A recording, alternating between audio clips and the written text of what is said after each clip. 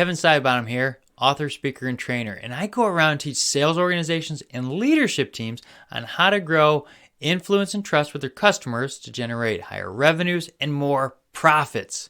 Well, let's talk about today on how we do that. How do we increase sales and profits? That's what everybody wants to know, right? Especially if you're in business. How do we come in and actually drive higher revenues and more profits? Well, when people come in there and they ask me about how do you do that, the first question I always ask is, show me your sales process. What does that look like? Can you walk me through your sales process? And then most times I actually have people go, well, we do this and we kind of do this, and this is how I just kind of let the salespeople do it their way because, they're professionals. And then I can sit back and go, well, that's true, they're professionals, or at least they should be professionals, but here's the deal. All top performers follow processes. Top athletes, Navy SEALs, they follow a process over and over again because they want it to be second nature. See, Navy SEALs will practice drawing their gun and shooting downrange. They'll practice getting their gun out of their holster and firing downrange. They'll keep practicing till it's second nature to hit the mark. When they're planning for a mission, they'll actually build up the mission and they'll go practice, see where they got bogged down, come back debrief, go back practice again, and they'll practice over and over again. So when they get out onto the mission field, they are almost flawless. That's what we need for our sales team. They need to have a process that's easily repeatable over and over again so that they're so efficient with it that they're successful. That is what they need to have. If they do that, they'll be successful, they'll generate higher revenues and more profits. Because here's the deal, when speed goes up, costs go down, more profits. Okay? Now, your sales process has to answer the 5 buying decisions that the customer has.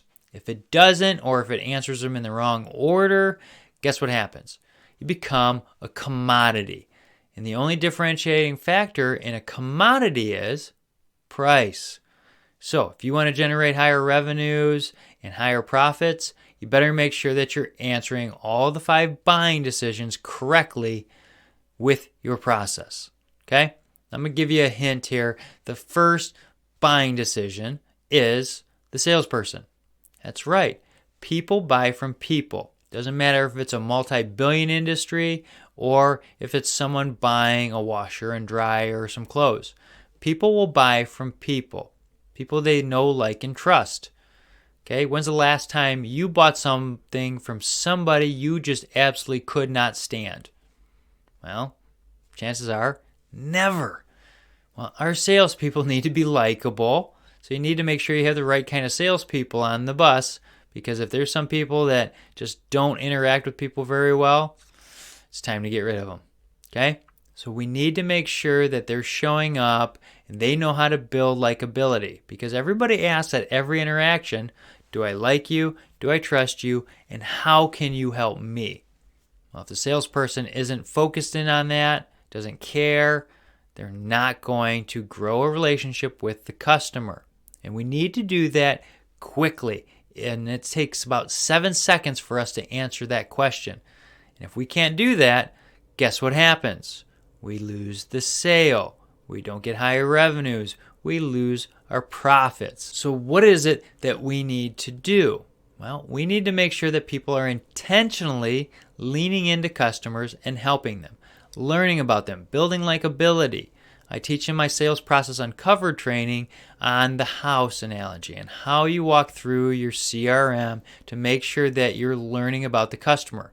Because the customer has a situation, they have issues, and they have ramifications. And if they don't answer those issues, the ramifications can be severe or a lot of discomfort. We need to understand what those are and make sure that our product and service are going to help that. We don't want to sell something to somebody that's not going to help them, because we know what's going to happen. They're going to tell all their friends. And with social media, you can reach a lot of people if you do something well or if you do something wrong. So we need to make sure that our sales process is asking the right questions, make sure our product or solution or service actually answers those questions and is a solution for them. So what is it that you're offering? So you need to make sure you're uncovering the right kind of needs and verifying those things and walking through with the customer and helping the customer and serving the customer. Okay? Because when you serve people, you actually get rewarded. You know, when you're serving people, think of it as an open hand. Well, you can place something into an open hand, but a closed fist, you can't do it.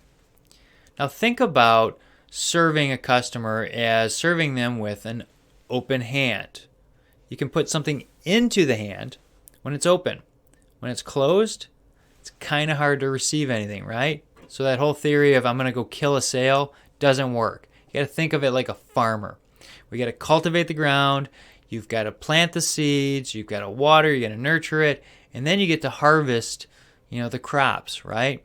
You need to plant the seeds. And if you build influence with those customers, over time, you're going to generate more influence. Now, I know everybody wants to build things super fast and no one has patience, but I got to warn you, trying to do it fast and just make a quick sale isn't going to be your long-term solution. You'll quickly be on the way out.